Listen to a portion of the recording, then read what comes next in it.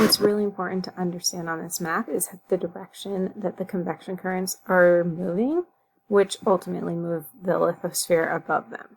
So on this diagram here, I have the convection currents rising up right at the plate boundary. Notice this is my plate boundary.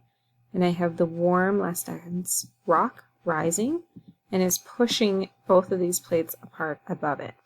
That is for the Atlantic Ocean. When this warm rock rises and pushes apart the boundary, what that allows for is magma to enter this crack. That magma turns into new ocean floor when it cools, and as it's being pushed upward, it's pushing the land that's already there. The older ocean floor is pushing it away, and it creates these two ridges.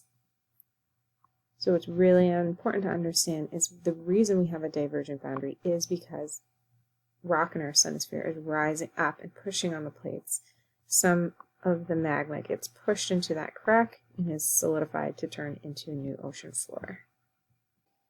The Pacific Ocean is a little bit different. If we go on to the next slide, we talked about how this was the oldest ocean floor here, and then we had some newer ocean floor followed by some older ocean floor.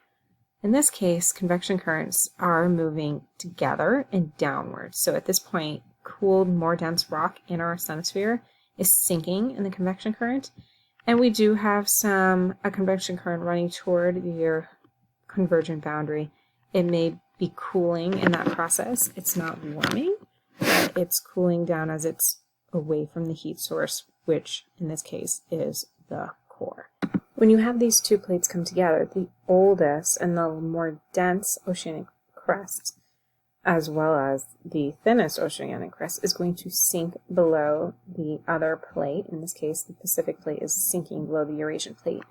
And as a result, it's forming this deep trench when it takes both plates with it. That trench causes a lot of earthquakes.